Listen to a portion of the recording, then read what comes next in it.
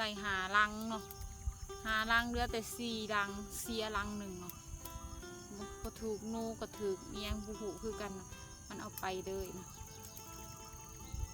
ไปซองโตกับมานยูเนาะซ้ำนี้เฮาก็เอามามุกเนาะ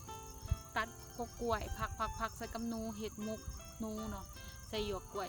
แซ่บเนาะสุดยอดถ้าใครเคยกินแหละสิติดใจเนาะนี่เฮาก็ดีใจทั้งได้ตัวซองโตก็อยากจับสบายดีเนาะมื้อนี้มาอยู่กับสองน้องออนฟ้าเราไปออนตะลุนบริลงคลิปเนาะออนข้าปลูกมันก็ดังเดียมื้อนี้ได้จะพาทุกคนไปใส่กับหนูเนาะนี่น้องออนคืออะไรกับหนูนี่กับหนูขึ้นขาให้กับหนูเราจะพาทุกคนไปใส่กับหนูสไปเพราะคนตกเนาะตกบ่แห้งนะคะทุกคนหลังจากได้ถ้ามันได้นูแท้ๆเฮาก็สิเอาว่าเห็ดมุกนูคือทุกคนกินเนาะทุกคนก็กินอยู่บ่มุกนูไปพาทุกคนไปใส่กับนูเลย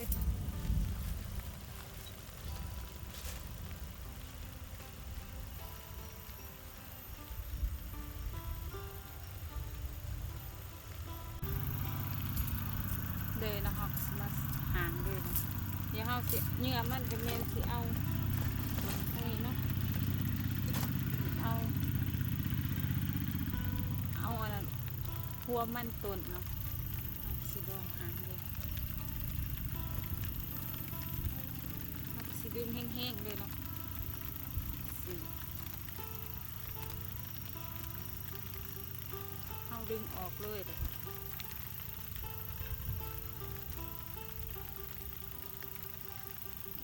คมโดยจากสีด้วยนะเดี๋ยวอีกทีเนี่ยเอาก็ไว้เอากระปุกไว้นะมีแบบแล้วลังนึงจังเป็ดลังต่อไปเลยมาถ้าคุณจะใส่ลังต่อไปเลยเนาะมาสิได้ที่เท่าไหร่มาใส่ลังที่2เนาะงะมันออกปุ๊บกระเฮ็ดคือเก่าอีเนาะเอาเล็กตัวนี้มาตัดเสร็จแล้วสิเอาของโกเนาะโกใส่เลยเนาะเนี่ยกระปุกลงไว้เดี๋ยวเอากระปุกลงไปเราก็ไปใส่ลังต่อไปเลยมาลุ้นกันว่าสิได้อยู่ไรกับนูนกอ่อนทั้งหมดกันล้นๆจะมาใส่เพื่อนน้องอ่อนกับบริสุทธิ์มากเนาะฝนก็อยากซื้อตกปล่อยลงมาแน่เนาะนี่เขากับมูมีแนวกินเนาะก็เลยมาใส่กับนูเพื่อเอาไปมุกใส่หยวกกล้วยยังกระแสบเนาะเอาไปมุกเรือไปปีกไปอบกินก็ได้เพื่ออาหารตามบ้านเท่ากับประมาณนี้เนาะไปใส่รังต่อไปเลยน้องฮอกมาใส่รังตัวนี้เป็นรังที่3ที่4เนาะกับมันกับใหม่มันก็สิแข็งตัวนี้เนาะอันนี้กับเก่าเนี่ยมันก็จะแข็งตัวนี้เราก็ดึงสบายอยู่เฮ็ดคือเก่าเนาะง่าออกแล้วก็พับเข้าไว้เนาะเอาเล็กตัวนี้ไว้จะใส่โกมันส่วนอันนี้เป็นเขาใส่ของกินมันของกินกับเมนหมากอันนั้นหัวมันต้นหรือใส่มะกะโพดหรือว่าใส่เข่าก็ได้เนาะเขาใส่ไปที่แนวไรที่นูกินเฮาก็ใส่แนวนั้นเนาะแนวไรที่นูบ่กินเฮาก็บ่ได้ใส่เนาะป่ะพาทุกคนใส่เลยเอาไปเดี๋ยวเฮากระโปรงไว้เฮากระโปรงไว้ปลาไว้เนาะเดี๋ยวเอาที่ถ่ายเนาะทุกคนหลังจากที่เฮาหางเนี่ยเฮาก็สิเสื่องเฮาเข้าไว้เลิกๆเนาะไว้อยู่ในป่าจังซี่เนาะเฮากระโปรงลงไว้อยู่ในป่าเพื่อนูมาเนาะมันก็สิมาหาเลาะกินมันเก่านี่ก็เป็นส่วนมันเก่าที่เขาเจ้าบัวไรยังเนาะแล้วน้องออนจะถ่ายวิวบรรยากาศให้ทุกคนเบิ่งคือเป็นมาใส่หมองที่ต้องใส่เป็นดินบางเป่าซึมเป็นส่วนมันเก่าของเขาเจ้าเนาะก็เลาะใส่ตามพุ่มไม้เองเนาะประมาณนั้นเอามาใส่รังที่4ที่5แล้วเนาะเดี๋ยวมื้ออื่นเช้าเฮามายามไงก่อนไงมันมี4อย่างเนาะเฮาต้องเดี๋ยวมันมี2 อันเดี๋ยวกันเฮาต้องงาเอาสิโค มลงมาใส่กับตัวนี้นะกาดมันทางนี้ถ้าเป็นพาดมือจะคล้องกับเป็นหักเลยเนาะนี่เขาก็มาใส่คือเก่านะสีหมูวัสดุดูบได้เนาะมาดูน้ำกันอื่นเสาเนาะแต่น้องอ่อนสิมายามเนาะน้องอ่อนกับล้นบริสุทธิ์ลงคลิปกับพอทดเขาเอาภายในเอฟซีได้ลายเนาะน้องอ่อนกับข้าวเวียกเนาะปลูกมันเดียวกับปลูกมันแล้วประมาณอีก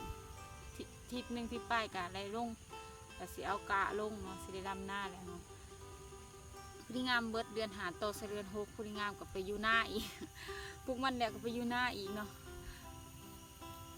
เนี่ยนี่วิธีชีวิตของวันนอกวันหน้าเนาะมีแนวกินเขาก็มาใส่กับเนาะประมาณนี้นี่อาหารมันก็เป็นมันต้นเนาะเดี๋ยวเขาใส่เลยไป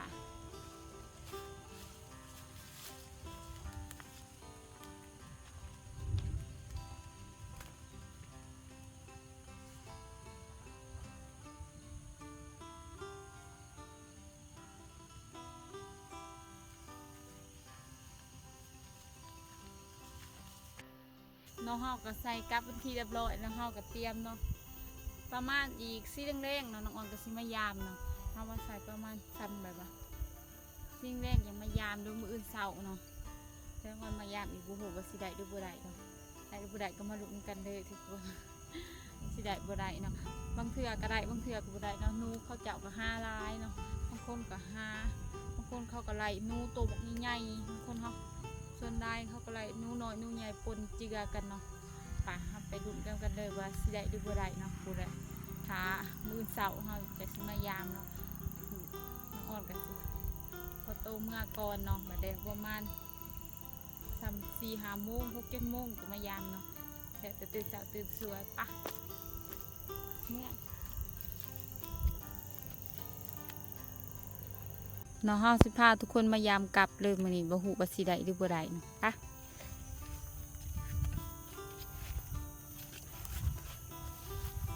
อ่อนก็จะสิจื้อจักวอนจะคลองใส่นี่นะกับเด็กไหลวัวมองเล็กก็บ่ถือจ่อยเนาะให้น้องอ่อนเอาผ้าโตเอาก่อนโยฮอกเอากลับเมื่อไหร่เนี่ยอุ้ยมันดีดแห้งเนาะไปกลับตัวหนึ่งเนี่ยไปเบิ่งมองคอนตัวหนึ่งสิได้รู้บ่ได้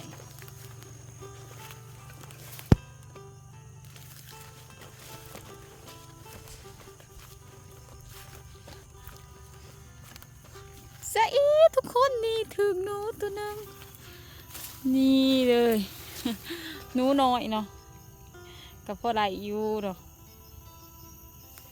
ปะทำพยายามลังต่อไปโอ้สิได้หรือบ่ได้นะ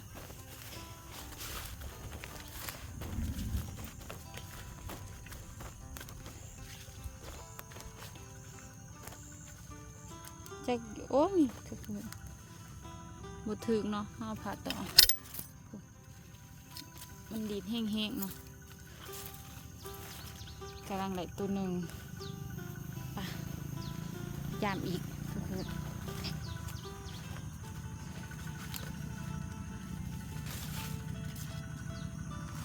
นี่เนาะสงสัยนูเอาไปเดี๋ยวน้องอ่อนใส่หมึงนี่บ่เห็นสงสัยนูเอาไปเดี๋ยวนะบ่ไหลจอยปะ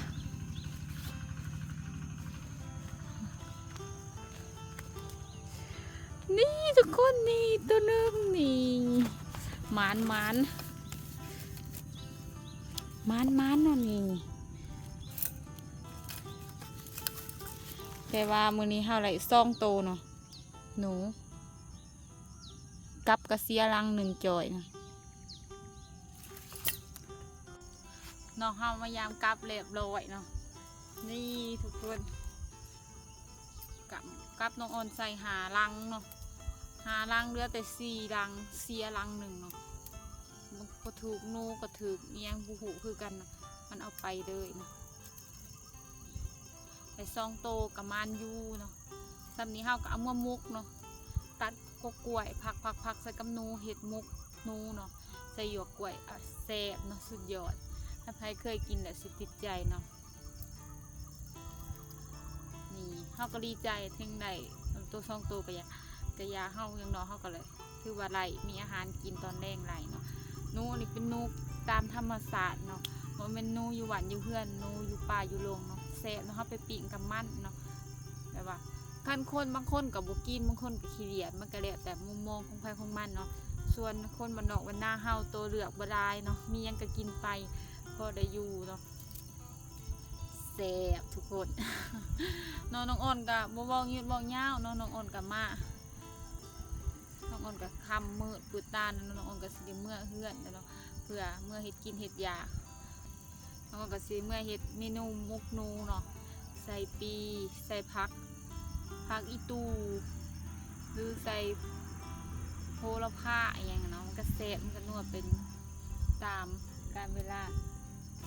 เก็บใบใส่กระทงเนาะ